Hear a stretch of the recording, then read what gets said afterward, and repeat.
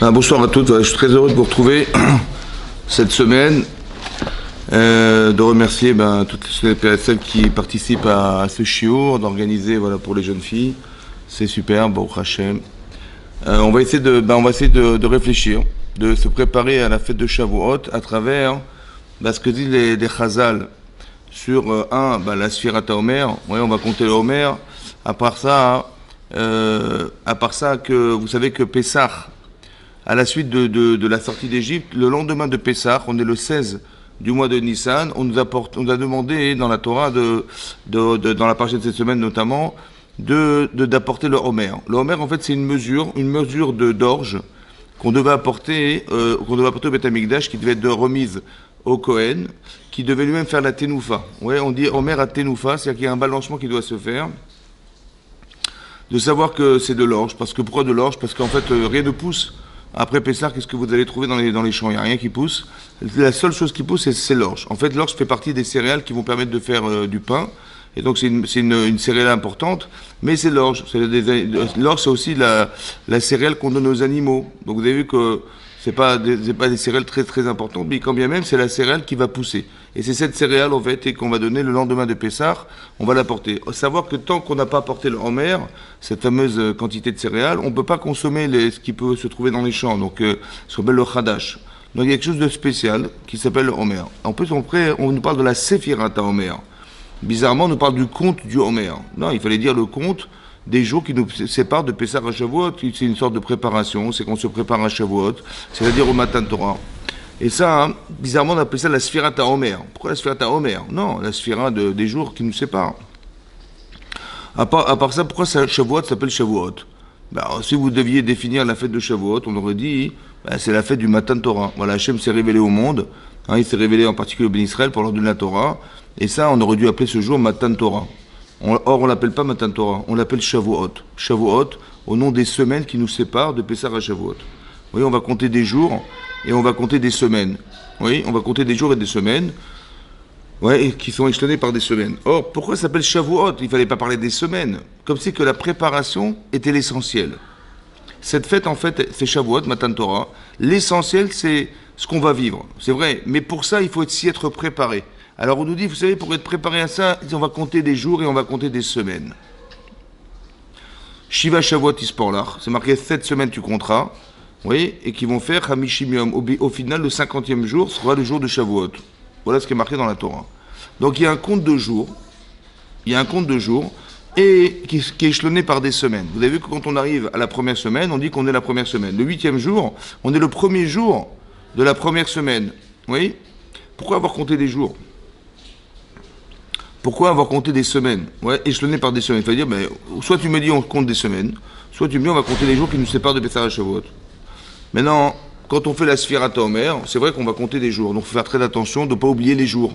Voilà. Mais est-ce que vous sentez, vous avez l'impression qu'entre le premier jour qui était le lendemain de Pessah et le jour où on est en plein Shavuot, est-ce qu'il y a quelque chose qui s'est passé chez vous qui a fait que vous êtes transformé, on s'est préparé, on s'est préparé.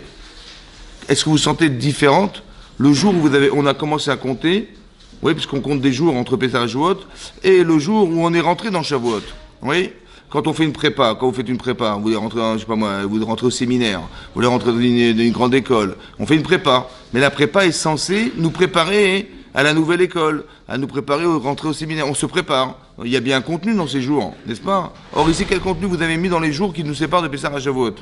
À part le fait de compter, qu'est-ce qu'on a fait d'autre que de compter? On n'a rien fait d'autre. On ne s'est pas préparé. En quoi on s'est préparé? On dit, on a attendu. J'ai compris. D'abord, si on devait attendre, il aurait fallu compter à compte à rebours. On a compté à l'envers. On dit, il nous reste encore 49 jours, encore 48 jours, on est bientôt arrivé, 47 jours, allez, on y va, bientôt 45. Voilà, comme ça, on aurait dû compter si c'était dans l'espoir d'atteindre un jour. Or, c'est pas ça qui se passe. On compte un après l'autre. À part ça, vous avez vu qu'on s'est échelonné par des étapes de semaines. Pourquoi il fallait compter des semaines? En fait, la question qui est posée derrière tout ça, c'est quoi? Est-ce que l'évolution d'une personne, elle se fait par addition? C'est-à-dire, vous allez voir, il va se passer des années, il va se passer des jours, des expériences. Si vous avez accumulé des expériences, vous avez additionné des jours, alors c'est comme ça qu'on va évoluer, voilà. Ou bien non, en fait l'addition, il y a une addition de jours, c'est vrai, mais le plus important c'est de savoir qu'on va passer des étapes. Ça veut dire que des étapes dans sa vie. Ça veut dire que la fille de 3 ans n'est pas la fille de 5 ans. Bah oui, mais elle a que 2 ans de plus. Oui, mais vous voyez que c'est pas la même fille. La fille qui a 5 ans n'est pas la fille de 10 ans. Et pourtant, il n'y a que 5 ans de différence. C'est pas la même fille. Dieu, parce qu'il s'est passé 5 ans de plus. Est-ce que c'est l'addition des jours? Ou bien parce qu'il y a une forme de maturité qui fait que quand on passe une étape, on bascule sur autre chose. Sur une autre fille. On devient une autre fille. La fille de 15 ans n'est pas la fille de 18 ans. La fille de 18 ans, elle n'est pas la fille de 20 ans, ni de 22 ans. Pourquoi? Parce qu'il y a une fille de 22 ans, elle pense à se marier. Une fille de 18 ans, elle pense à passer son bac. Vous avez compris? C'est pas la même chose. Donc il expresse quelque chose, il y a une forme de maturité qui se fait par, non pas forcément par l'addition des jours cumulés ou des années cumulées, mais comme si on va basculer sur autre chose. D'où on tire ce principe? D'où on tire ce principe que l'évolution d'une personne, elle se fait par étapes. Par étapes. En fait, il y a une Gemara dans Chagiga. La Gemara dit là-bas, il y a un pasouk. C'est marqué chez vous ou. Vous allez vous installer et vous allez voir, dit le verset, Ben Sadik la Racha, entre un Sadik, un juste, et un Racha, un mécréant. Ben Oved Elohim, entre celui qui sert Dieu, Ben Eno Avado, que de lui qui ne le sert pas. Voilà ce qui est marqué dans le verset. La Gemara ne comprend pas. Là-bas, les élèves ont posé la question, on dit, mais j'ai pas compris. Le Tzadik, évidemment, c'est celui qui sert Hachem. Et le Racha, c'est celui qui ne le sert pas. Pourquoi la Torah, pourquoi le Navi, il a eu besoin de rajouter, après qu'il ait dit à Tzadik et Racha, celui qui sert Hachem de celui qui ne le sert pas? Évidemment que c'est ça. La Gemara répond en disant, et nos domés ne se ressemblent pas, Micheshone Pirko Meapeamim, qu'il ne se ressemble pas celui qui va répéter son étude 100 fois, de celui qui va répéter Mea Ve'achat Peamim, 101 fois. Voilà la réponse. La Gemara dit, je ne comprends pas. Quand celui qui a fait 100 fois, il est rachat. Et celui qui a fait 101, il est tzaddik. Celui qui a fait 100 fois, il n'est pas Oved Elohim. Et celui qui a fait 101 fois, il est oui Oved Elohim. Mais c'est qu'un de plus. Et 100 fois, c'est énorme. Comment dire de quelqu'un qui a fait 100 fois, répété 100 fois, il n'est pas Oved Elohim, il n'est pas tzaddik, mais il est tzaddik Gamour, évidemment. La Gemara ne comprend pas. Sur ce, il va répondre. Il va dire comme ça. Quand tu vas louer un chamor, tu vas louer une voiture, un chamor, un âne, pour faire 10 parsaot. Une parsa, c'est 4 km. Donc si tu veux louer un chamor pour faire 40 km, combien ça coûte? Il dit, j'ai vu les tarifs, là-bas la location des chamorim, c'est 1 zouz. Mais non, si tu veux faire 11, pas 10, 11, une de plus. Bizarrement, c'est marqué, le tarif, c'est à doubler, c'est 2 zouzim. Tu as fait 1 de plus, ça coûte 2 fois plus cher. On t'a pas dit que tu vas payer 1,1 zouz. Normalement, tu aurais dû payer 1,1 zouz. Puisqu'elle fait une par ça. Il dit non, ça coûte 2 zouzim. Qu'est-ce qu'elle a voulu dire là-bas? Alors le Rav Dessler, il explique, il a voulu dire, tu sais, quand tu passes 10, tu passes à 11, tu multiplies par toi-même ce que t'es. 2 fois plus. 2 zouzim. Ça veut dire quand tu as fait 101, c'est le multiple de 100. C'est comme si ton niveau, il n'a plus rien à voir. Il est multiplié par lui-même. Vous imaginez, c'est 100 puissance 100. Ça veut dire que tu as un niveau, quand tu passes un palier, tu ne ressembles plus à ce que tu étais à 100. Ça veut dire, qu'est-ce qu'il est en train de dire? Il est en train de dire que, évidemment, celui qui a fait 100 fois, il est un tzaddik. Seulement, si tu veux le comparer à 101, comme si qu'il n'avait jamais servi Hachem, celui-là. Comme si c'était un rachat. Mais sûr que c'est un tzaddik. Mais comparativement à celui qui, on devait les comparer, mais ils sont à des kilomètres les uns des autres. Mais qu'est-ce qu'il a fait de plus? Ça fait 1 de plus. Tu vois, quand tu passes un palier dans ta vie, tu vois que tu multiplies par toi-même. Qu'est-ce qu'on gagne de dire ça? Ce qu'on gagne, c'est très intéressant parce que, vous avez vu par exemple Rabbi Akiva, il a fait Teshuvah à 40 ans. Alors, on va dire 40 ans, il ne sait pas lire, il ne sait pas bien lire, il va rentrer au Talmud Torah avec des enfants de 6, 7, 8 ans. Il a perdu 40 ans de sa vie. Ça va? C'est vrai, si tu dis que la vie c'est une addition de choses, d'années, il a perdu 40 ans. Par contre, si tu dis que non, la vie ce sont des paliers, quand on arrive à 40 ans et on va à un cours d'enfants de 8 ans, on va absorber très vite ce que lui va avoir du mal. Quand il va rentrer à 13 ans à la yeshiva, il va absorber des choses beaucoup plus rapidement. Pourquoi? Parce qu'il atteint des paliers. Sa vie est faite d'évolution. Ça va? Donc il va gagner du temps. Le fait qu'il ait passé les étapes dans sa vie, les étapes, font qu'il a basculé sur autre chose. Il a sûrement gagné du temps. Il a sûrement gagné de l'expérience. Il a sûrement gagné de l'intelligence, de la sagesse. Tout ça, c'est l'accumulation, pas l'addition des années qui font ça. Mais le fait d'avoir basculé sur un palier. Par exemple, vous allez voir étonnamment, il y a des petits vieux. Le type, il a 65 ans. Je vais vous demander, mais qu'est-ce que tu fais le dimanche? Il dit, moi, le dimanche, j'astique ma voiture. Je vais là-bas, vous savez, dans les pompes, là, les trucs, et je passe dans les rouleaux, j'élastique, je prends des appareils, je nettoie bien mes jantes de voiture, ouais. Je dis pourquoi tu fais ça? Parce que j'adore ma voiture. Alors, franchement, quand elle brille, elle est superbe, et je vais me balader dans la ville, et je dis à ma femme, écoute, je vais me promener, je veux que les gens ils voient ma belle voiture. Il a 65 ans. En fait, il a quel âge? Hein? Il a quel âge? Non, il a 65 ans, mais en vérité, il élastique sa voiture, il veut qu'elle soit brillante, elle soit belle. Quel âge il a? Hein? Combien? Il a 10 ans, il a 13 ans, il a 15 ans, c'est ça ou pas? Mais il a 65 ans. Pourtant, il a une attitude de 15 ans, de 17 ans. En fait, il a 17 ans, en fait. Vous croyez qu'il a pas 65 ans? À 65 ans, on fait autre chose de sa vie. Hein. C'est vrai qu'il n'a pas passé le palier. Il est resté le petit jeune homme qui a stagné dans un palier. La Torah nous dit que la Torah nous dit que c'est une évolution. Ça veut dire que si on compte des jours et on compte des semaines, ça veut dire qu'on n'a toujours pas défini ce qu'on va faire, mais c'est sûr et certain que jour après jour, on va devoir accéder à des paliers. Ça veut dire comme si que vous disiez, vous étiez au rez-de-chaussée, qu'est-ce que vous avez au rez-de-chaussée de votre bâtiment? Votre immeuble, vous êtes dans la rue, vous voyez des voitures, vous levez les yeux au ciel, vous voyez le ciel, voilà ce que vous voyez. Si vous montez au premier étage, vous avez une vue panoramique qui est un peu plus importante. Et si vous montez au deuxième, et au troisième, et au cinquième, au dixième, vous avez une vue, mais qui n'a rien à voir avec le rez-de-chaussée. Seulement, vous avez passé un premier étage. Mais c'est quoi un étage? C'est des marches. Quand vous arrivez au premier étage et vous mettez une marche, vous êtes au premier étage et vous avez monté une marche. Quand vous êtes au deuxième, le premier étage, vous avez monté 2, 3, 4, 5, 6, 7 marches. Et là, vous êtes déjà au deuxième étage. Vous avez compris? Comme si la Torah voulait dire, mais tu vas voir que tu vas évoluer en montant des étages. Tu vas voir que ta vie va changer et que tu n'auras plus rien à voir quand tu es au deuxième étage que lorsque tu étais au rez-de-chaussée. Il ne faut pas qu'on te reconnaisse. On voit que tu as évolué, que tu étais beaucoup plus cohérent, plus responsable. Mais on a des étapes. Maintenant, quel contenu on doit mettre dans les jours qui vont faire, que ces jours, ils vont faire qu'on va accepter la Torah? Et qu'est-ce que veut dire accepter la Torah? Vous avez compris? C'est quoi accepter la Torah? Bah, accepter que quoi? On va accepter la loi, on va accepter ce qui est marqué dans la Torah. Je vous donne un exemple. On étudie la paracha. Ça va? Il y a une façon d'étudier. Parce que souvent, à l'école, on nous apprend à savoir. On nous interroge sur des connaissances. C'est ça l'école. Est-ce que tu connais les mots de vocabulaire? Est-ce que tu sais de quoi ça parle?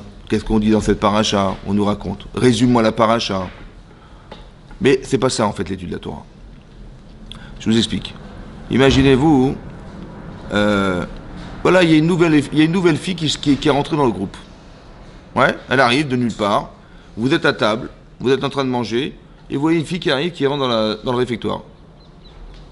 Ça va? Qu'est-ce que vous faites? Je dis, bah tiens, il y a une nouvelle fille qui est rentrée au réfectoire. On a vu dans la paracha de Vayera que quand Abraham il était devant sa tente, il attendait les passants. Mais avant, Hachem il a dit fais la Brit Mila et c'était un jour très très douloureux pour Abraham. Non seulement c'était douloureux, mais en plus de ça, Hachem il l'a accablé par la chaleur accablante qu'il y avait ce jour-là. Et Abraham, malgré tout, il avait envie de recevoir des gens à la maison. Quand Hachem il a envoyé ses fameux anges, il y a marqué Vayarot Sekratam. Il a couru vers eux. Ok? Après, il leur a dit, mais vous inquiétez pas, que vous cherchez quelque chose, vous êtes dans le désert, il dit, vous avez de quoi manger, vous avez de quoi vous nourrir, vous vêtir, je sais pas. Il a dit, non, mais on ne veut pas vous déranger. Mais non, mais t'inquiétez pas, de toute façon, je ne vais pas faire grand-chose. Hein. Mais quand il a dit pas faire grand-chose, il les a reçus, il leur a fait un festin. De là, Rachid nous dit, tu vois, les tzadikim, omrim, me'at, aussi marbe. Tu vois, les tzadikim, ils font pas grand-chose, mais ils disent pas grand-chose, mais ils font beaucoup. Et ils font beaucoup. Mais pourquoi nous dire ça? Pourquoi nous dire ça? Je dis, oui, voilà, j'ai vu, on m'a interrogé, j'ai dit, ben voilà, Abraham, il a reçu des anges, il a couru vers eux pour les recevoir, il leur a demandé qu'est-ce que vous aviez besoin, il leur a dit, effectivement, je ne vais pas faire grand-chose pour vous, n'inquiétez pas, et finalement, il a fait beaucoup de choses. Voilà l'information. Mais ça ne sert à rien de savoir. Ce qu'il faut, c'est s'approprier la connaissance. C'est-à-dire, je vois une fille, elle arrive, elle ne connaît personne. Mais vous imaginez dans quel embarras elle est? Qu'est-ce qu'elle attend que je lui dise? Ben, je vais courir vers elle, je dis bonjour, voilà, comment tu t'appelles, qu'est-ce que tu fais, machin. Je la réconforte, je la rassure. Vous avez compris ce que ça veut dire? Mais d'où j'ai tiré ça? Parce que j'ai tiré d'Avraham Avinu, il a couru vers eux. Après, il dit, mais tu peux peut-être venir chez moi, peut-être que je peux te recevoir, tu dors où? Qu'est-ce que tu fais? Vous avez compris ou pas? Mais ça veut dire que le Limud Torah, c'est de s'approprier l'enseignement. C'est ce que j'appelle un kinyan. Vous allez voir que les Pirkei Avot, c'est marqué que la Torah, pour qu'elle soit niknit, elle soit acquise. Qu'est-ce que veut dire acquérir la Torah? Il faut Arbaim Veshmone Ma'alot. Il faut 48 qualités. Pour acquérir la Torah, qu'est-ce que veut dire acquérir la Torah? Il dit pour l'apprendre par cœur, pour la comprendre. Non, pour qu'elle devienne sienne. Il faut qu'elle devienne Torah. Il faut que tu sois une fille de Torah. Ça veut dire quoi une fille de Torah? C'est pas une fille qui sait la Torah. Tu dis ouais mais ça je connais, ça je connais. Non. Est-ce que tu as été transformé par la Torah? Est-ce que ça fait de toi une femme différente? Est-ce que ça fait de toi une femme engagée? Ça n'a rien à voir avec la connaissance. Le kinyan, c'est comme fait que vous allez louer quelque chose, vous allez être propriétaire. Ben de louer, c'est avoir l'usage. Mais d'être propriétaire, c'est que ça t'appartient, c'est à toi. C'est un kinyan, ça t'appartient. Mais est-ce que je suis locatrice ou je suis propriétaire? Ben c'est vous qui décidez. Quand on vous demande, on vous interroge, tu connais la Torah? Je dis ouais, en fait je loue la paracha, je loue la Torah, Mais il ne faut pas que tu sois locatrice, il faut que tu sois propriétaire. Le kinyan, comment tu vas acquérir les valeurs? Comment tu vas t'investir et te sentir investir des valeurs de la Torah? Alors il faut 48 qualités. Et je vais vous les citer, on ne va pas toutes les citer, mais on va essayer d'y réfléchir ensemble pour savoir qu'est-ce que c'est que les qualités de la Torah. Alors c'est marqué dans le sixième chapitre des Pirkei Avot, là-bas, c'est la Mishnah Vav. La Mishnah Vav, c'est marqué la chose suivante. C'est marqué là-bas, Gedola Torah Yoter Mina Keuda. En fait, la Torah est plus grande. C'est-à-dire que on va comprendre que pour acquérir la Torah, il faut beaucoup plus de valeur que celle d'être un Kohen. Et plus encore que d'être un roi. Parce que la Malchut Niknit Beshoshim Ma'alot. Il faut avoir 30 qualités humaines pour être un roi. Et par contre, la Keunan, il en faut 24. Mais la Torah, Niknit Be'arbeim Veshmone Dvarim. Il faut 48 valeurs. Ve'elouen, les voici. Et donc on nous cite les 48 valeurs. La première, c'est le Talmud. La première chose, c'est l'étude. Talmud, ça veut dire que on a une obligation d'étudier la Torah. Ben pour des femmes, c'est celle de savoir ce qui nous concerne en tant que femme, en tant que jeune fille, en tant que femme, en tant que mère, en tant que belle-mère, en tant que grand-mère. C'est de la halachot. Donc je vais étudier la Torah, mais j'ai très envie de savoir. Maintenant, comment je vais arriver à créer ce désir chez moi? Comment je vais me sentir concerné par la Torah? Alors vous savez, dans les Pirkei Avot, c'est marqué aussi. Il y a marqué là-bas une chose étonnante. C'est marqué que Mishe Ma'asav Merubim Mechochmato. En français, ça veut dire si quelqu'un il a plus de Ma'asim, ça veut dire qu'il a plus d'action, il agit plus que de connaissances qu'il a, alors la Chochma, elle va rester, elle va perdurer, elle va durer, elle va rester. À la différence que si quelqu'un il a beaucoup de Chochma, il connaît beaucoup de choses, mais il n'y a pas beaucoup de Ma'asim, il ne fait pas beaucoup de choses. Alors la Torah, elle est mistaleked, mimenu. Ça veut dire que la Torah, elle est volatile, la connaissance, elle va s'oublier. Voilà ce qui est marqué dans les Pirkei Avot. Maintenant, dans le Pirkei Avot, il y a un pirouche du Rambam, il y a une explication de Rashi et une explication de Rabbeinu Yonah. Là-bas, Rabbeinu Yonah, il pose une question.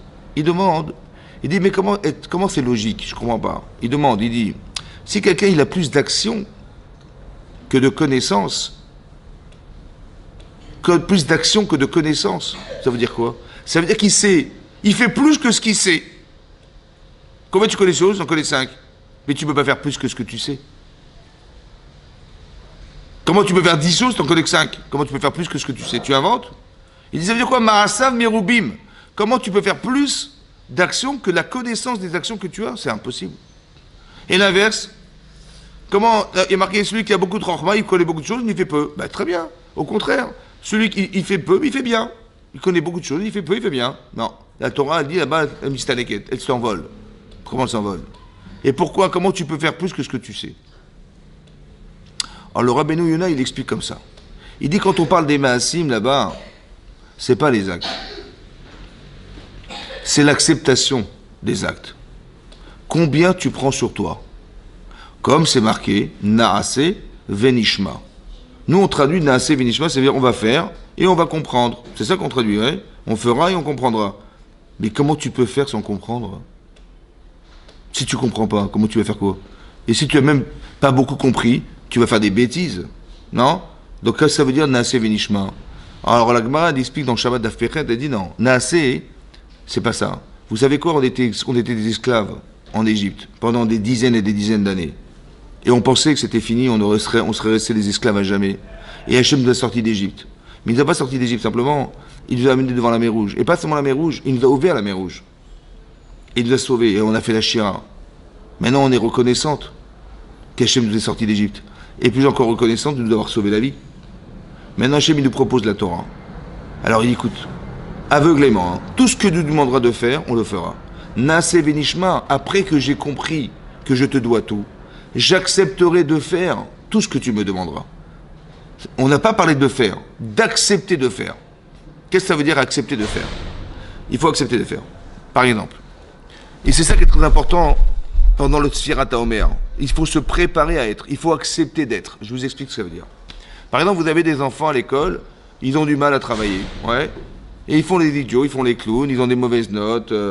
Alors qu'est-ce qu'on préconise en général? On dit écoutez, on convoque les parents et on leur dit les enfants, voilà, votre fils travaille pas, je pense qu'il faudrait trouver quelqu'un qui lui fasse des cours particuliers. Essayer de trouver un professeur le soir qui lui fait réviser des cours ou qui lui explique les cours. Parce que le garçon, il jette la clé sur les profs, il fait le clown, il fait l'idiot, il croit que c'est une salle de récréation, l'école. En fait, ça sert à rien. Je vais vous expliquer pourquoi. Le problème de cet enfant, c'est qu'il n'a pas accepté d'être un étudiant. Il n'a pas accepté le rôle de l'école. Il n'a pas accepté la hiérarchie qui est le professeur et lui. Il n'a pas accepté la chorma du professeur. Il n'a pas accepté. Il a cru qu'il était dans une classe de récréation, il s'amuse, il fait le clown, il fait l'idiot, il révise pas, il s'en fout. Parce qu'il n'a pas accepté. Ça l'intéresse pas. Vous comprenez ou pas? Donc le plus important, c'est d'accepter. Il faut que tu comprennes l'intérêt, il faut que je t'explique à quoi ça sert une école. Il faut que je t'explique que voilà ce que tu as gagné d'être à l'école. Il faut que je t'explique, tu sais, ce professeur, il a fait des études, il a passé des examens, il a des compétences, il peut t'apprendre beaucoup de choses, et je vais t'expliquer ce qu'il peut t'apprendre. Il peut t'apprendre ça, et voilà comment ça va te servir. Tu as compris? Il m'a dit, ouais, bien sûr. Alors, là, j'ai compris, j'accepte. Le plus compliqué, c'est d'accepter. Il faut accepter. C'est ça le plus compliqué. Et quand tu as accepté, Naaseh Venishma, alors la chorma, elle va rester. Par exemple, si vous allez passer des concours, ouais, juste pour sélectionner les élèves dans une école, ou je sais pas, on passe des concours. Quelqu'un, il fait médecine, passe des concours, dans des écoles, des grandes écoles, il faut passer des concours. Mais non, pourquoi faire? C'est pour sélectionner. Voilà, on va dire qui ça va passer en classe supérieure, on va faire un concours. Donc les filles, elles apprennent par cœur des bouquins, des trucs, beaucoup de connaissances. Et elles passent le concours. Après, quand vous allez demander à la fille, au bout de 6 mois, dis-moi, qu'est-ce qui te reste de tout ce que tu as appris? Tu as appris beaucoup de choses, hein. Il dit, il ne me reste pas grand-chose. Des bribes d'informations, des trucs. Pourquoi? Vous savez pourquoi? Parce que ce que j'ai appris, la connaissance que j'ai est plus importante que l'acceptation. C'est-à-dire, c'était pour accepter quoi? Rien. Juste passer l'examen, juste passer la classe. Par contre, si tu veux être médecin, tu as accepté d'être une médecin, tu as accepté d'être une, je sais pas, ce que tu veux. Alors là, il faut que puisque tu as accepté d'être, donc forcément la connaissance. Tu veux être médecin, il faut que tu connaisses les médicaments par cœur. Il faut que tu vas faire un diagnostic, il faut que tu saches. Ben oui, mais c'est parce que tu as accepté d'être médecin que tu vas retenir les médicaments. Mais tu dis non, il faut retenir. Qu'est-ce qu'il va avoir les médicaments là? Ça me saoule, comment je vais retenir? En fait, j'ai pas envie. Comme tu n'as pas envie, mais tu vas pas retenir parce que tu n'as pas accepté d'être. Vous avez compris ce que je veux dire? Il faut accepter d'être cette fille-là. Mais si tu as accepté d'être, forcément, après, tu peux pas être cette fille si tu connais pas. Donc tu vas retenir. Vous avez compris? Comme si qu'il fallait mettre une case dans sa tête. Qu'est-ce que tu veux être dans ta vie? Et à partir du moment où tu as accepté d'être cette fille-là, alors toute la connaissance qui va réaliser ce que tu veux être, tu ne pourras pas l'oublier. Par contre, si tu apprends, pourquoi? Parce que Ma'asav Mirubi Mechormato. Mais Chormato Miruba Ma'asav, tu apprends beaucoup de choses, mais pourquoi faire? C'est plus important que ce que tu acceptes. Alors tu vas l'oublier, ça sert à rien. Tu vas avoir l'impression que ça ne te sert à rien. Tu vas bourrer ta mémoire pour rien du tout, et donc tu vas forcément l'évacuer. Vous avez compris ou pas? C'est ça qui est marqué là-bas. C'est-à-dire que les jours qu'on est en train de vivre, c'est de s'expliquer comment je vais faire pour accepter la Torah à Shavuot. Pas comme tous les années où on fait Shavuot et puis on ne sait même pas pourquoi, et on sait pourquoi finalement, mais quelque part ça ne nous touche pas parce que à quoi vient répondre Shavuot? À quoi vient répondre Shavuot? Il faut que ça vienne répondre à quelque chose. Et ce à quoi ça vient répondre, c'est ça. Il faut que je sois la fille qui accepte la Torah. Il faut que je sois cette fille qui va un jour servir à Hachem. Alors pour ça, il faut que j'accepte la Torah. Il faut que j'accepte la Torah. Donc j'ai compris que finalement, si je ne l'accepte pas, alors je vais faire croire. Ouais. Où je vais apprendre de façon nonchalante, et je vais dire, je vais apprendre pour dire que je suis une fille dans la Torah. Mais en vérité, au fond de moi-même, est-ce que je suis cette fille-là? Quand il va arriver une épreuve dans ma vie, est-ce que je vais avoir les reins assez solides pour confronter la situation? Ou bien je vais t'embarrasser parce qu'en fait, j'ai rien pris sur moi, ou j'ai pas pris grand-chose sur moi. Donc là, ici, c'est marqué, la première chose, c'est ça. La première chose, c'est de savoir. Après, il y a une façon d'apprendre. Talmud, il faut savoir étudier. Ouais. Quand je vous ai expliqué, quand j'étudie un texte dans la Torah, il faut que je tire la quintessence, les enseignements profonds qu'il y a derrière, parce que je veux me les approprier, je veux vivre avec, je veux exister avec. Donc j'étudie, j'ai compris ça dans Rashi, j'ai compris ça. On n'est pas en train de parler d'Abraham pour lui mettre une médaille d'or, parce qu'il était un homme exceptionnel. On n'a pas parlé de Yitzhak aussi pour lui mettre une médaille d'or exceptionnelle. Non, c'est d'abord qu'ils ont eu des épreuves, ils ont vécu des expériences. La Torah nous en a parlé pour que ça soit une leçon. J'ai des raisons d'étudier, parce que ce que j'ai compris va nous servir. Ça va? C'est ça qui est marqué dans la Gemara dans Kiddushin, Barati et Tserara. Il faut savoir qu'on est tiraillé à l'intérieur de soi-même, parce qu'on a un mauvais penchant. C'est quoi le remède à ça? Comment tu vas être sereine dans ta vie? Comment tu vas être rassurée dans ta vie? Comment tu vas être heureuse dans ta vie? Torah Tavlin. J'ai créé la Torah, c'est un remède. Quand tu vas comprendre, tu vas voir les malices du Yetzer, tu vas devenir une adulte. Ça va? C'est-à-dire que tu vas comprendre dans ta vie des choses où l'enfant, il va s'énerver, l'enfant, il va se plaindre, l'enfant, il va être angoissé, l'enfant, il va avoir des doutes, et l'adulte, il va rigoler. Il va rigoler de la bêtise. Vous avez compris? Ça, c'est l'adulte. Oui? C'est quelqu'un qui est serein. Il dit, pourquoi je vais me rendre malade pour des gens, ouais, ou pour des choses qui vont me détériorer. Ma vie, elle est plus importante que ça. Ouais. Il peut y avoir des conflits humains, mais pour des bêtises. Ouais, l'autre il va te sortir, ah mais ma soeur, voilà ce qu'elle a fait ma soeur contre moi, mais c'est honteux, mais comment elle a pu faire un truc pareil? Je lui dis, mais qu'est-ce qui se passe? Il dit, ma soeur quand même, comment elle a pu faire ça? Mais je lui dis, mais ça me rend folle, comment elle a pu se moquer de moi devant tout le monde, ou comment elle a pu parler de moi dans mon dos, ça m'a rendu fou. Je lui dis, mais vous ressentez la fraternité? Je dis, bien sûr, mais est-ce que vous croyez, est-ce que vous pensez que votre sœur, ce qu'elle a fait, elle a fait par fraternité? Parce qu'une sœur, elle fait pas ça. Elle m'a dit, ben non. Donc elle est votre sœur, génétique. Mais est-ce qu'elle a appris sur elle d'être la sœur? Manifestement non. Alors pourquoi vous rendez malade pour quelqu'un qui n'est pas vraiment votre sœur, entre guillemets? Pourquoi tu vas te rendre malade? Ouais, tu vas attraper des ulcères parce que madame, elle ne joue pas son rôle de sœur. Vous avez compris?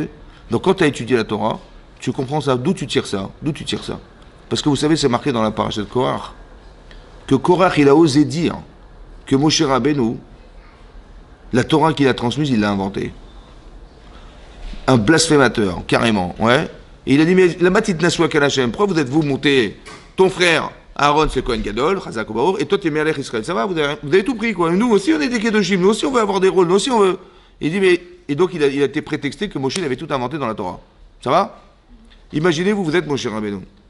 Et quelqu'un, il est en train de raconter que tout ce que vous avez appris d'Hachem et que vous avez transmis, qui est le émet de la Torah, et l'autre, il prétend, devant toute l'assemblée, que vous êtes un imposteur. Comment vous réagissez? Hein? Qu'est-ce que vous faites?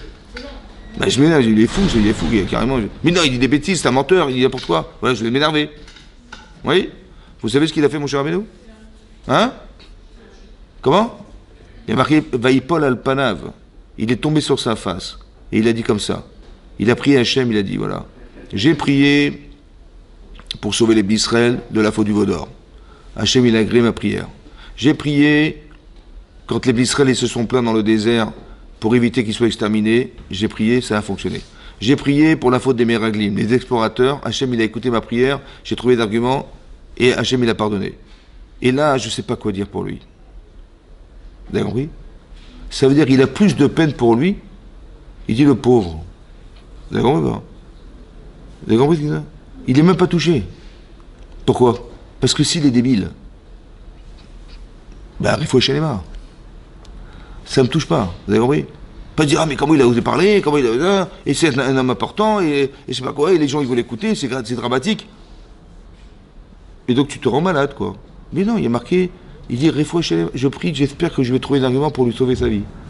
Vous avez compris ce que je veux dire? Ça veut dire que tu dois jamais être victime de la bêtise des autres.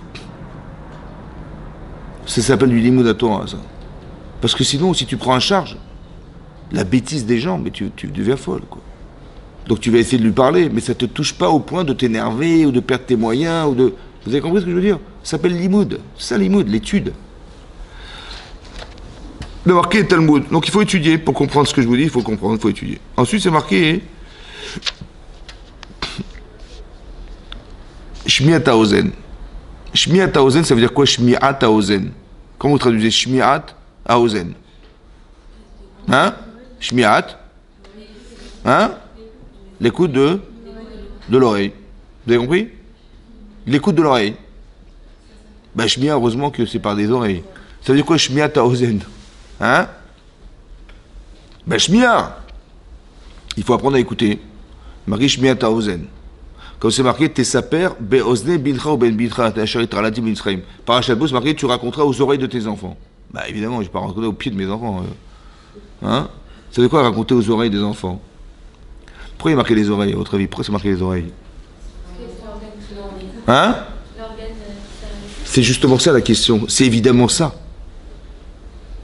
Évidemment que c'est les oreilles. Je ne vais pas parler à tes cheveux ni ta... C'est-à-dire pas que le dire, il faut qu'il l'enfant il apprenne. Comme si qu'on voulait nous dire, écoutez-moi bien. Si il est marqué Ozen, ça veut dire qu'on peut écouter autrement qu'avec ses oreilles?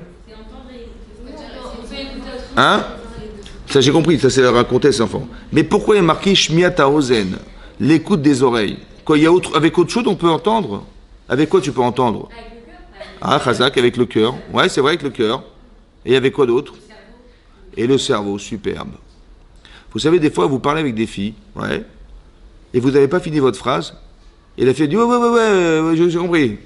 Et je dis, mais laisse-moi finir. Non, mais j'ai compris ce que tu veux dire. Tu veux dire ça. Des fois, ça tombe bien, et des fois, ça tombe mal. Ouais, je dis, mais laisse-moi finir. Ça va, je suis pas idiote, j'ai compris ce que tu voulais dire. J'ai même pas fini ma phrase. Ou des fois, hein, je dis, mais je te connais par cœur. Je sais, je ressens ce que tu es, et je sais exactement ce que tu vas me dire. Ça va? Ça veut dire que tu peux écouter non pas avec tes oreilles, mais tu écoutes avec ton cerveau. Et tu écoutes avec... Vous vous rappelez quand vous étiez à l'école, dans les petites classes, en primaire, ouais, on vous a dit, voilà, on vous a posé, il y a un problème. On vous dit, attention, réalisez 3 fois le problème avant de commencer à répondre, oui? Ou vous avez une dissertation, relisez 3 fois l'énoncé, 3 fois le titre, pour ne pas faire de hors-sujet. C'est vrai? Et ça nous est arrivé de faire des hors-sujets. Ça est arrivé ou pas? Ça vous est arrivé? 0 hors-sujet. Pourquoi on a fait des hors-sujets à votre avis? Pourquoi c'était hors-sujet? Hein? Non. Ouais, mais ça veut dire quoi mal lire? Ça veut dire quoi? On n'est pas idiote, tu sais lire. Hein? Mais pourquoi tu l'as pas ciblé? Mais pourquoi tu l'as pas ciblé?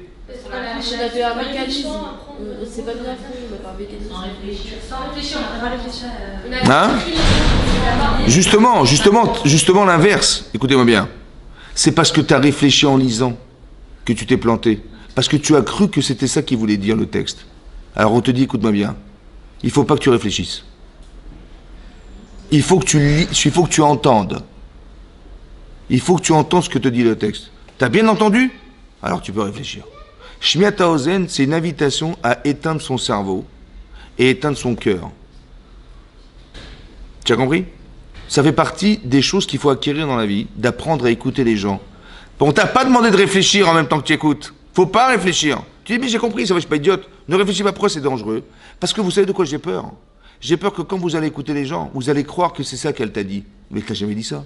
Je vais croire quand tu vas étudier la Torah, mais j'ai lu. Mais t'as lu quoi? Mais j'ai lu ça. Mais c'est pas ça qui est marqué. J'ai peur que si tu ne sais pas écouter, que tu vas apprendre des choses qui sont fausses et tu vas transmettre faux. C'est très grave. Alors la première chose, c'est Shmiat Haozen. Il faut t'habituer à écouter. Vous avez compris? Écouter, ça veut dire, tu écoutes. Je suis pas sûr d'avoir entendu. Attends, répète-moi ce que tu as dit. Je veux être certaine d'avoir bien entendu. Par exemple, je donne un exemple, vous allez comprendre. Il y a une Gemara dans Gittin Daf Memei. La Gemara dit là-bas, hein, il y avait un Rav, il s'appelait Rav Ilish. C'était un Rav Ilish. Et là-bas, il avait été pris en captivité par des ravisseurs qui prenaient des gens pour les vendre esclaves. Ouais. Et ce Rav Elish, il a été pris en captivité. Et il y a un oiseau qui est arrivé. Il a commencé à piailler devant lui. Ouais. Et il a demandé à un goy, un non-juif, il a dit, dis-moi, toi tu comprends le langage des oiseaux. Comme ça la Gemara raconte.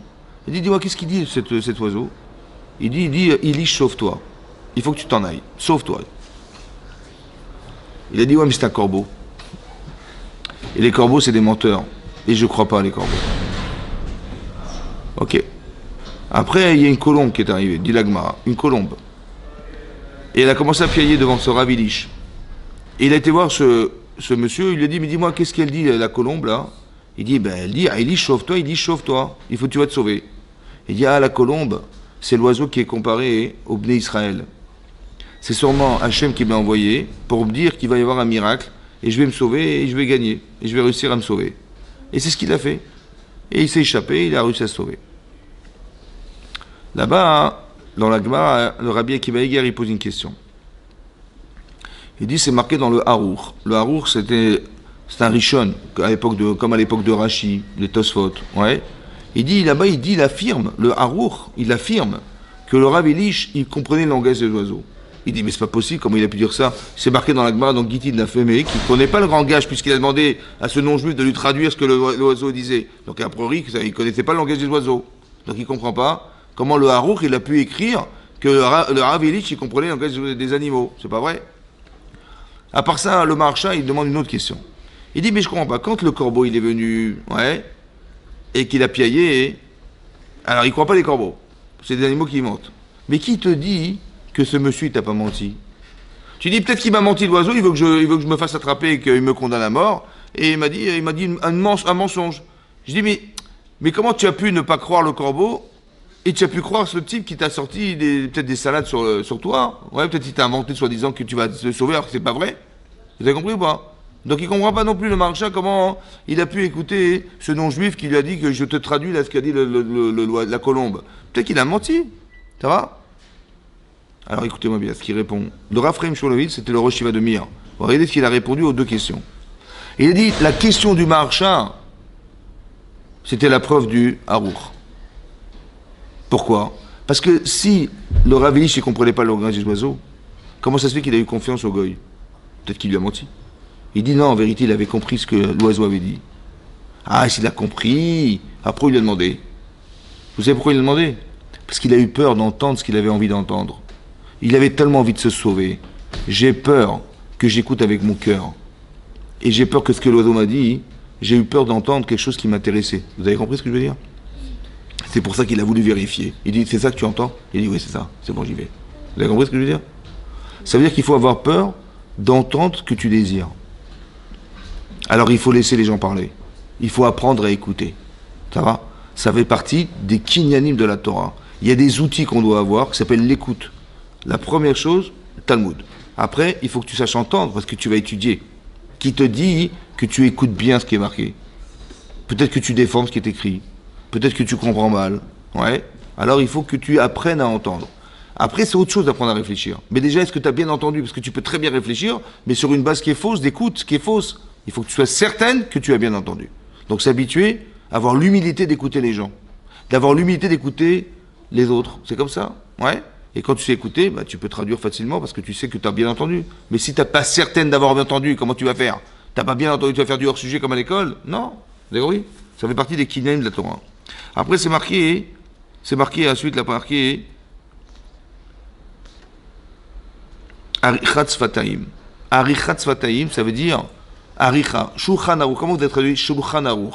Comment ça se traduit? Shulchan Aruch. Aruch. La table dressée. C'est quoi une table dressée? Bah, vous avez mis des assiettes, vous avez mis des couverts, vous avez mis des verres, tout est bien ordonné. Ouais. Shulchan Aruch, c'est que le Shulchan Aruch, c'est un livre de loi dans lequel les choses ont été bien ordonnées. Ouais. On te demande Arichat Sfataim. Tes lèvres sont bien ordonnées. Ça veut dire quoi? Ça veut dire que tu vas articuler les choses de façon cohérente et logique. Ça veut dire que le premier message, c'est d'apprendre à écouter. Donc tu sais écouter. Mais si tu ne sais pas forcément exprimer la pensée, ça veut dire que tu n'es pas ordonné dans ta tête. Ça va? Parce que ce qui s'énonce bien, se pense bien. C'est parce que tu l'as bien pensé que tu peux l'énoncer. Mais est-ce que tu es Messoud Deret? Ça veut dire qu'est-ce que tu es logique? Est-ce que tu es ordonné dans ta tête? Vous avez compris? Par exemple, vous allez recevoir des factures à la maison, ouais, alors vous mettez tout dans un carton. Facture de gaz, d'électricité, les fiches de paye, fiches d'impôt, toutes les factures, vous les mettez dans un carton. Après, je lui ai dit, dis-moi, en 2021, on nous réclame la facture de 2021 de l'EDF. Tu l'as ou pas? Ah, il faut retirer dans tout le carton et aller chercher la... Mais non, c'est pas comme ça qu'on fait. Soit mes sous-dérettes. Ça veut dire quoi? Tu as un carton où tu mets les factures d'électricité et de l'année 2021, 2022, 2023, que des factures d'électricité. Après, des factures de gaz. Alors, tu mets 2021, 2021. Si tu cherches une facture, tu sais, voilà, tu sais 2021, facture machin, tu la trouves tout de suite. Le CEDER. Le CEDER. Ça veut dire que tu es ordonné dans ta tête. Le CEDER. Pourquoi il faut être mes sous-dérettes? Pourquoi il faut être ordonné? Parce que d'abord, il y a le plaisir de l'ordre. Plaisir de l'ordre. Quand tu vois les choses sont bien ordonnées, c'est beau à voir. À part ça, le CEDER, c'est de savoir le côté pratique de l'ordre. Si tu cherches tes lunettes, elles ne sont pas dans le frigidaire, elles ne sont pas dans la machine à laver, ouais, elles sont dans un endroit où tu les poses. Le pratique de l'ordre. Pratique. À part ça, il y a la logique de l'ordre. Des fois, je n'ai pas compris, parce que je ne sais pas mettre en ordre. J'ai inversé. Quand vous étiez à l'école, vous vous rappelez, on vous donnait des petites images, ouais, qui te composaient des séquences, qui composaient une histoire. Est-ce que tu es capable de mettre dans l'ordre? Où tu dis, le type, il rentre dans sa douche avant de rentrer dans la maison. Ben, c'est pas normal. Donc il faut mettre d'abord la maison, après, etc., vous avez compris? Mais il faut savoir mettre dans l'ordre. Et souvent, on ne comprend pas parce qu'on n'est pas forcément logique. La capacité de mettre de l'ordre, arichat fataim. Ça veut dire que tu as des informations, comment tu vas les trier dans ta tête? Comment tu vas les diffuser à l'extérieur? Tu peux d'abord te dire, moi j'ai appris plein de choses, tu vas nous jeter tout ça. Je dis, bah, écoute, j'ai rien compris. Pourquoi? Mais c'était tout brouillon, tout était mélangé, j'ai pas compris. Non, il faut que tu sois capable de communiquer, mais que toi, d'abord, tu sois clair et logique dans ta tête. Pour que les choses, elles soient comprises par celui qui va l'entendre. L'autre, il sait entendre, mais tu ne sais pas l'exprimer. Alors comment tu vas faire? Alors, arichat sfataim, il faut que tu sois ordonné, que ta logique, elle soit... Et pourquoi c'est très important, la logique? Vous avez compris? Parce que le Yetzer Hara, il est logique. Ça va? Seulement c'est faux. C'est ça le problème. Le Yetzer Hara, il est logique. Quand tu dis, mais c'est ça qu'il fallait faire. En fait, tu t'es fait avoir.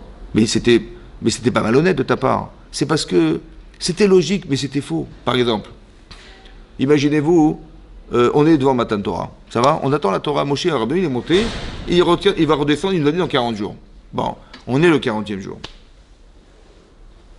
Bon, Boshesh Moshe Laredet, il a tardé à descendre. On attend, il n'est toujours pas descendu, on attend, il n'est pas descendu. 1 heure, 2 heures, 3 heures, 4 heures, 5 heures, 6 heures. Boshesh, Bachesh. Ça fait 6 heures qu'on attend, il n'est pas descendu. Et là, il y a eu un vent de panique. Rachid nous dit, le Satan, il leur a montré le linceul de Moshe Rabbeinu qui flottait dans l'air. C'est-à-dire quoi le Satan? C'est ce que j'ai cru. J'ai cru qu'il était mort. Pourquoi? Bah parce que c'est logique qu'il était monté sur Mont Sinaï. C'est le seul homme au monde qui peut monter. C'est le seul homme au monde qui est en contact avec Hachem. C'est le seul homme au monde qui peut descendre avec la Torah. Et puis il est sérieux. Le problème, le problème, c'est qu'il est très sérieux. Il a très envie de donner la Torah. Je vois pas pourquoi il serait pas descendu, si ce n'est que il n'a pas mangé. La manne n'est pas descendue dans le désert. Elle est descendue dans le désert, mais pas sur le Mont Sinaï. Comment il a pu se nourrir et s'alimenter pendant 40 jours, quand même, sans boire et sans manger? Donc il a forcément échoué, vous avez compris ou pas? Et on a cru qu'il est mort. Voilà ce qu'on a cru. Et on a fait le vaudard. C'était logique ou pas? C'était logique ou pas? Non? Qu'est-ce qu'il est? Hein? Il a dit, je redescendrai dans 40 jours. Ok, mais ça veut dire que eux, dans leur tête, Moshe, il était mort depuis longtemps alors. On est le 40e. Ils devaient descendre. Mais ils se sont trompés de quoi?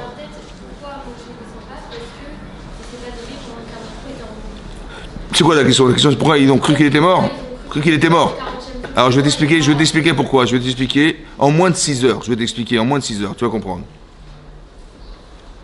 C'est vrai que la question, elle est évidente. Tu dis, quoi, à chaque fois que les gens arrivent en retard, ils sont morts. Tu dis, t'attends le plombier.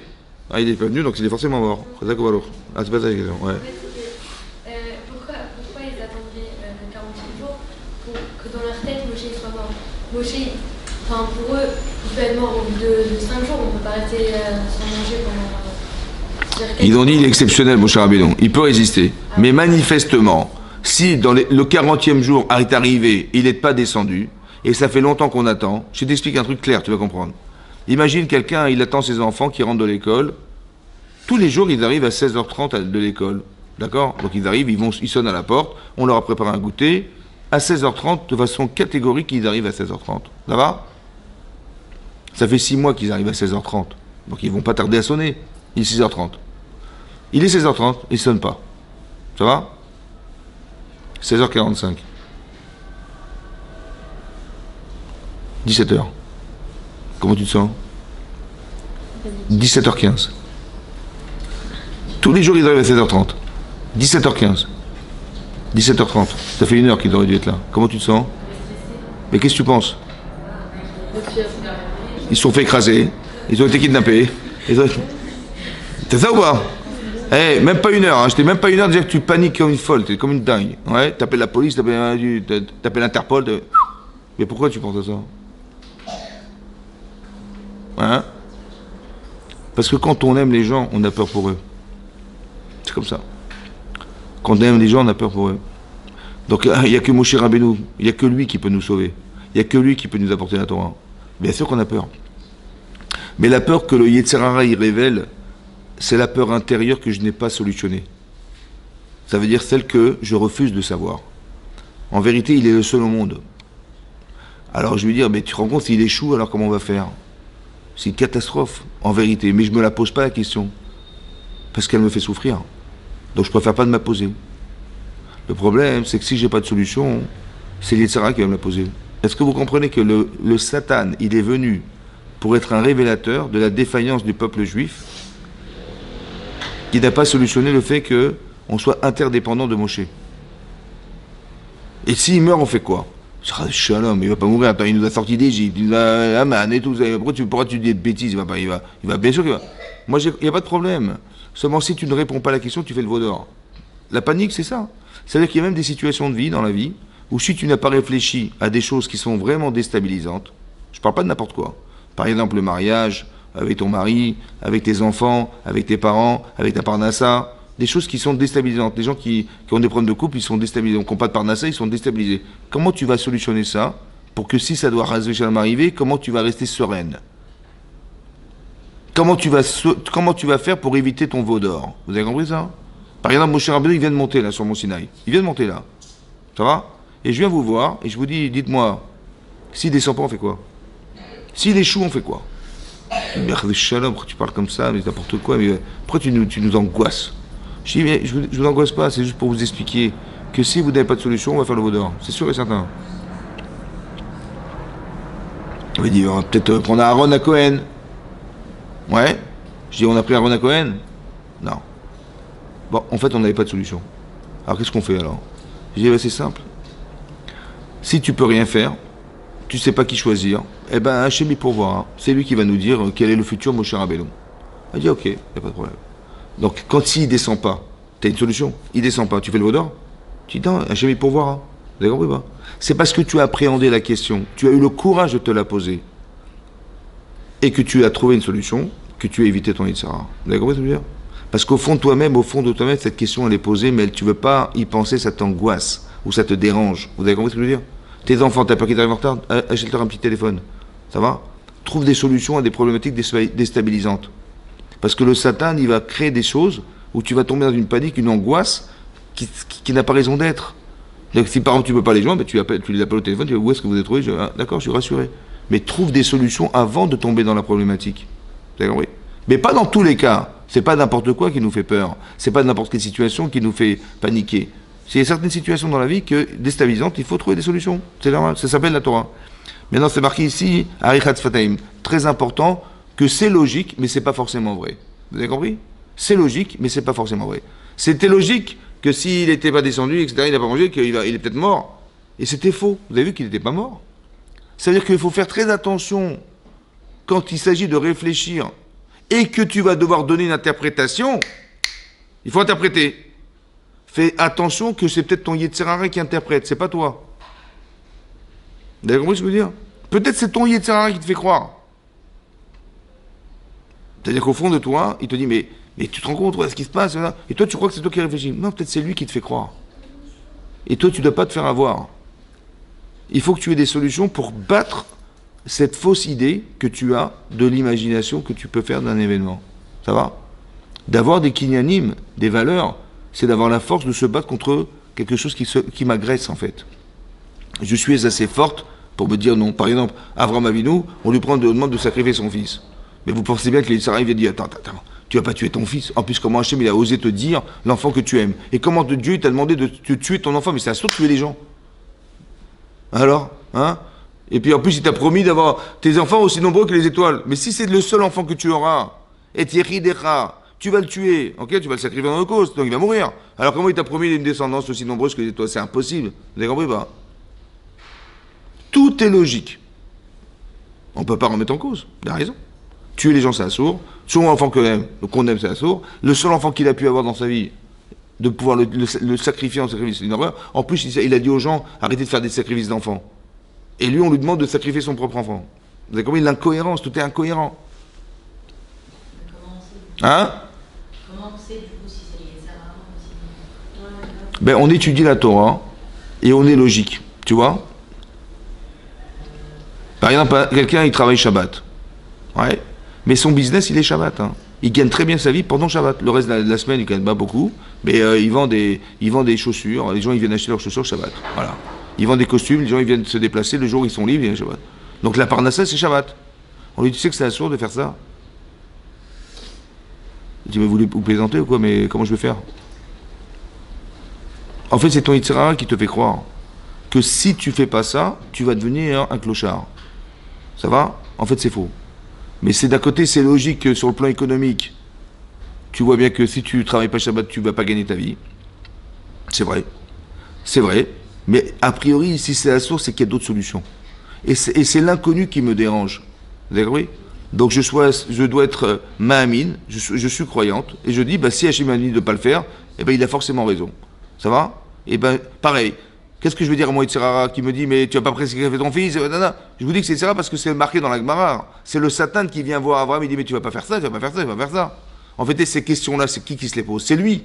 Le Yitzhara, il est là que pour manifester l'interrogation que l'homme il a dans sa vie et qu'il n'a pas solutionné. Ça va? Donc, il va dire quoi? Qu'est-ce que vous allez dire au Yitzhara?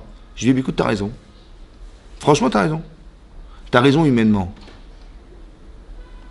Mais si tu as raison, c'est Dieu qui a tort.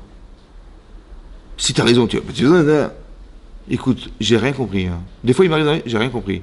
Mais il y a forcément une logique qui est celle d'Hachem. Alors laisse-moi tranquille. Laisse-moi adhérer à la logique d'Hachem. Ça s'appelle la Imuna, ça. Ça veut dire que la croyance en Dieu, elle va démarrer là où la logique s'arrêtera. Tu dis c'est logique, c'est logique, c'est logique. Mais si c'est logique, c'est pas une mitzvah, puisque c'est logique. La mitzvah, c'est quelque chose qui va dépasser ta logique. C'est pas forcément la tienne. Mais si Hachem t'a dit de vivre comme ça, c'est qu'il voulait que tu adhères à la sienne. Ça veut dire de croire en Hachem. Je vais vous expliquer. Il y a par exemple dans la Torah, il y a ce qu'on appelle des mishpatim. Il y a des lois logiques et rationnelles. Ouais. Mais il y a aussi des chukim. C'est quoi des chukim? Des lois irrationnelles. Mais pourquoi tu me demandes de faire des choses sans les comprendre? Ouais. Tu me dis, faut pas mélanger de la viande, pourquoi c'est comme ça? Faut mettre les filines, pourquoi c'est comme ça? Il faut pas manger, je sais pas moi, faut pas porter des vêtements de lin et de laine, pourquoi c'est comme ça? Mais pourquoi? C'est comme ça. C'est stupide, tu m'expliques pas, je comprends, je veux savoir. Si t'es bête, alors tu vas dire, bon, j'accepte, mais si t'es intelligente, tu veux absolument savoir, tu veux comprendre, tu veux pas faire des choses sans comprendre. Mais Hachem lui dit, non, tu vas faire sans comprendre. Pourquoi? Hein? C'est-à-dire quoi? Oui, mais comment tu te sens? C'est vexant de faire une chose sans comprendre. Quand tu es intelligente, tu dis, moi je veux faire des choses. Si on te demande un jour, mais pourquoi tu fais ça? Tu as honte de dire, je sais pas. Je fais des choses sans comprendre. C'est-à-dire, tu es un robot, quoi. Ton cerveau, tu l'as mis de côté, et tu fais des choses mécaniquement. C'est ça le problème. Tu comprends? Alors je vais t'expliquer un truc. Imagine, tu travailles en entreprise. Ça va? Tu travailles en entreprise. Et Christophe, il va faire son pot de départ. Ça va? Bon. il a préparé un truc, il va partir, donc il va quitter la société, et il a préparé tout est tarif, hein, c'est-à-dire du tarif, le champagne, le tout, il a tout fait. Hein. Il a mis 400 euros, 500 euros de table.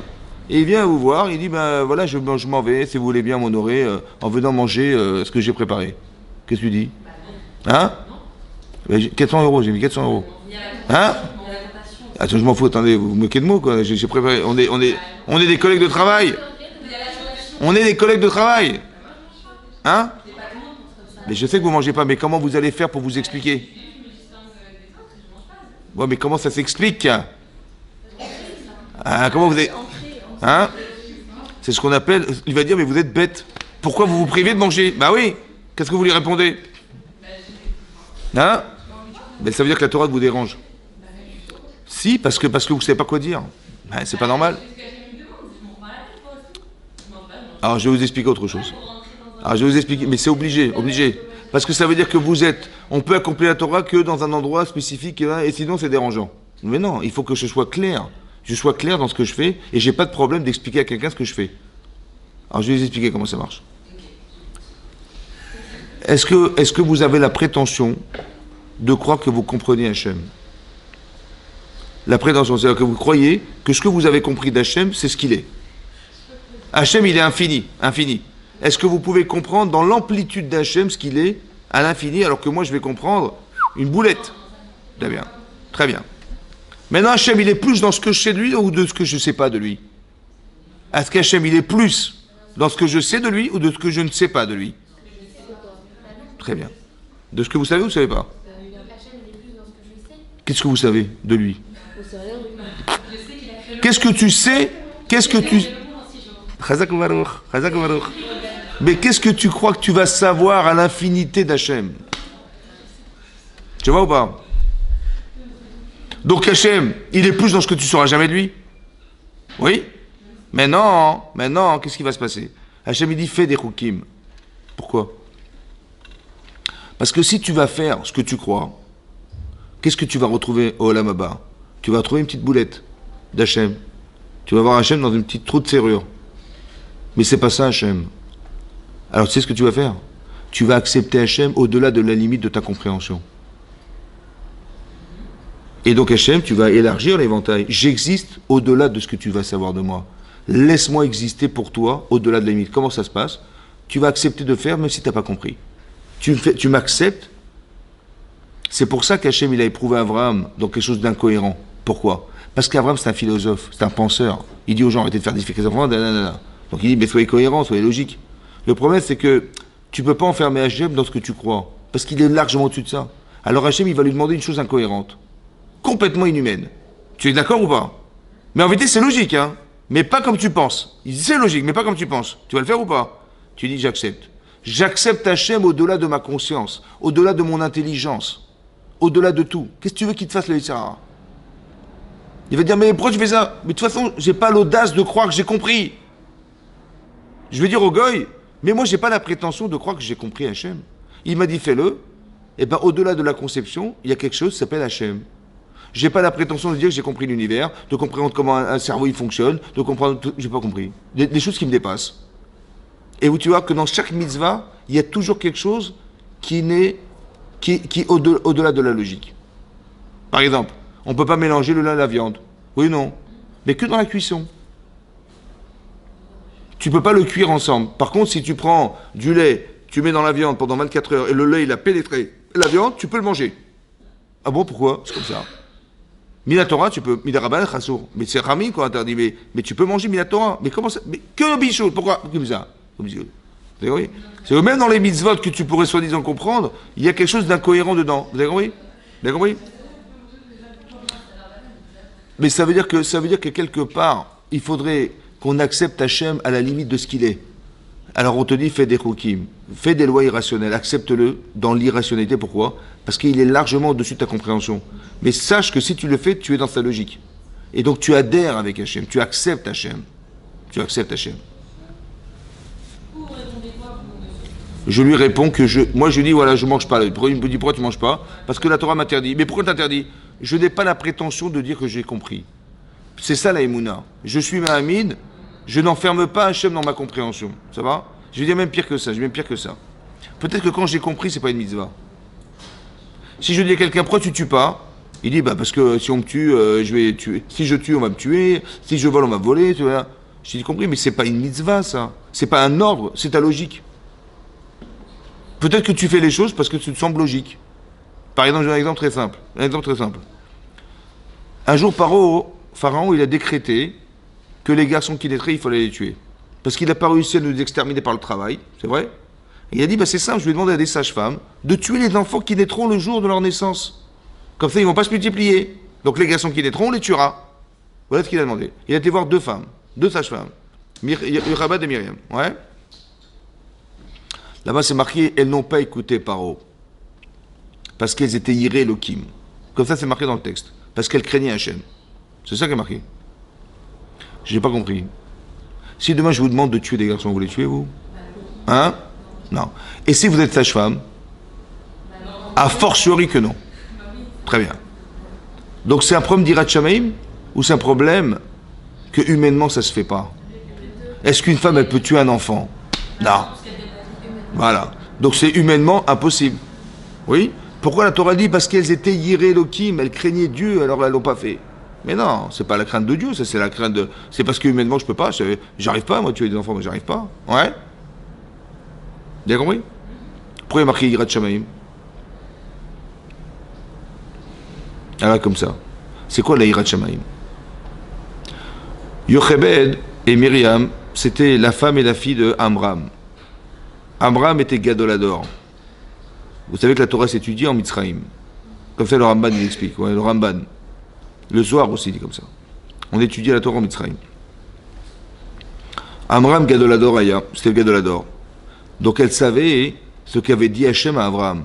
Dans la paracha de Lech Lecha, c'est marqué, Hachem il a dit à Abraham que tes enfants ils vont passer 400 ans en exil. Mais attention, Yetsu Berechush Gadol, ils sortiront de Mitzraïm, ils sortiront d'Égypte, ils vont sortir de cet exil. Et ils vont recevoir la Torah et ils vont rentrer en Israël. Oui? Maintenant, quand elle entend Paro dire, écoute, vous allez tuer ses enfants. Elle ne va pas les tuer parce que ça lui est insupportable. Elle ne va pas les tuer parce qu'Hachem il a promis que ses enfants ils doivent sortir de Misraïm. Elle ne va pas les tuer parce que ses enfants ils vont recevoir la Torah. Elle ne va pas les tuer parce que ses enfants ils vont rentrer en Israël. Vous avez compris? Elle ne le fait pas pour elle le fait pour la volonté d'Hachem. La Yirat Shamaim, c'est de prendre sur soi, de se dire, qu'est-ce qu'Hachem il attend de moi? Pas qu'est-ce que moi je ressens à l'instant T où je vis un événement. Tu dis, tu me demandes de tuer des enfants, j'avais de la vie. Non, on te demande de réfléchir à Vodat Hachem. Ça veut dire que tu ne vas pas le faire parce que ça te dégoûte. Tu ne vas pas le faire parce que ça t'est insupportable. Tu ne vas pas le faire parce que c'est pas ça la volonté d'Hachem. La volonté c'est que ça vive. Que ces enfants ils vont vivre, ils ont une vie, ils ont des choses. Vous avez compris? C'est comme Chizkiyahu Amelech. Il était malade et mourant. Il est venu, Ishayahu, il a dit, écoute, tu peux faire ton testament. Il dit, pourquoi? Il dit, parce que Hachem, il m'a dit de te dire que comme tu n'as pas fait la misère de Piré à Véribia, tu n'as pas eu d'enfant, alors tu vas mourir. Il a dit, mais je savais que j'aurais eu des enfants Réchaïm, je voulais pas en avoir. C'est pour ça que je ne me suis pas marié. Il a dit, mais ce que Hachem il t'a demandé de faire, fais-le, on t'a pas demandé de réfléchir, voilà ce qui est marqué. Maintenant, est-ce que quelqu'un qui n'a pas d'enfant, il est condamné à mort? Est-ce qu'il est condamné à mort par la justice parce qu'il n'a pas eu d'enfant? Est-ce qu'il est condamné à mort? Est-ce que ça condamne à mort de ne pas avoir d'enfant? Non. Donc pourquoi? Parce qu'il n'a pas voulu en avoir, il était condamné à mort. Encore une fois, je repose la question. Est-ce que quelqu'un qui ne veut pas avoir d'enfant, il est condamné à mort? Non. Donc pourquoi le Navi lui a dit, ah, tu voulais pas en avoir, alors tu seras condamné à mort? On n'est pas condamné à mort parce qu'on n'a pas d'enfant.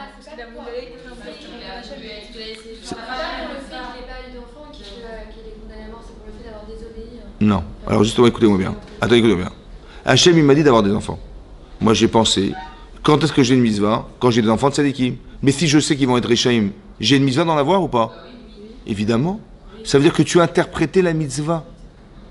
Tu as dit la mitzvah n'a de sens que si j'ai des enfants de Tzadikim. Sinon, je n'ai pas d'enfant, je n'ai pas de mitzvah. Mais depuis quand tu interprètes la mitzvah? Vous avez compris le problème? Tu as intellectualisé une mitzvah, mais on ne t'a pas demandé d'intellectualiser, on t'a demandé de... Pourquoi c'est important? D'abord, parce que ces enfants, ils veulent vivre, et c'est leur choix. S'ils veulent des Hachem, c'est leur choix. Je n'ai pas à rentrer dans les choix des enfants, moi. Donc j'aurai des enfants, même si je sais ce qui est compliqué, c'est que je n'ai pas le droit de rentrer dans le choix de ceux qui vont vivre. Vous avez compris ça? C'est leur vie.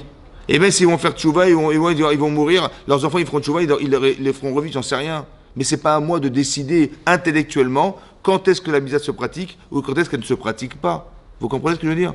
Je me mets à la place du bon Dieu. C'est un peu la faute du veau d'or. J'ai décidé de faire un veau d'or qui va nous remplacer mon cher Rabbeinu. Mais de quel droit tu te permets de faire une mitzvah parce que intellectuellement tu penses que... C'est quoi intellectuellement? C'est pourquoi intellectuellement? Parce que c'est marqué dans le Midrash que quand on a traversé la mer Rouge, ils ont eu un niveau de prophétie exceptionnel. Que même une chifra, une femme de ménage, elle a vu, une femme de ménage, une chifra, Machelora Yecheskel ben Bouzi à Cohen Miyamav. Yecheskel ben Bouzi, le Yecheskel le Navi, il n'a même pas vu de sa vie. Tellement elle était prophétesse. Qu'est-ce qu'il a vu Yecheskel? Qu'est-ce qu'il a vu Yecheskel? Là-bas c'est marqué au début de Yecheskel, c'est marqué là-bas hein, que Yecheskel le Navi, il a vu le Kissé à Kavod. Ouais. C'est la porte. Il a vu le Kissé à Kavod. Ouais. Non, il faut lui dire de la fermer, la porte. Il a vu le Kissé à Kavod. Ouais. Maintenant, qu'est-ce qu'il y avait sur le Kissé à Kavod, le trône céleste? Il a vu 4 visages. Le visage de l'homme, le visage du taureau, le visage du lion et le visage de l'aigle. Et ça, il a dit, c'était Ahmed. Il a vu ça, que ça te tenait tout ça, al regel echad, sur un seul pied, le pied du haegel, du veau. Donc ils ont dit, donc le Kisaka, il repose sur quoi? Sur le veau.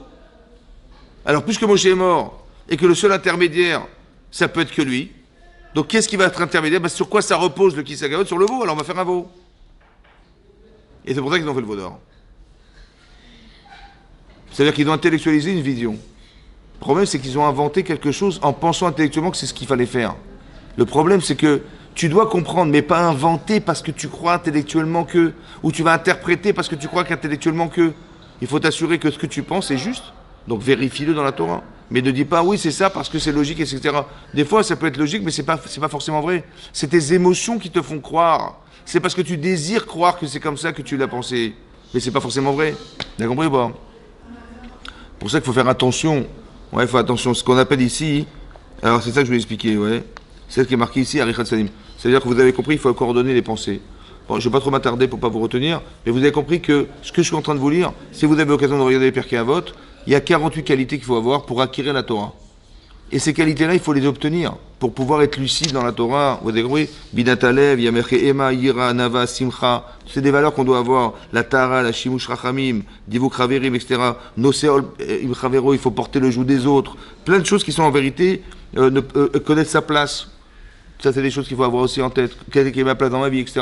Mais ça fait partie des éléments, des valeurs qu'on doit avoir dans sa vie pour pouvoir justement accepter la Torah. Et c'est ce qu'on se souhaite, Bézat Hashem, qu'on puisse étudier ces textes-là pour accepter sincèrement la Torah. Amen. Keni Ratson. Azak.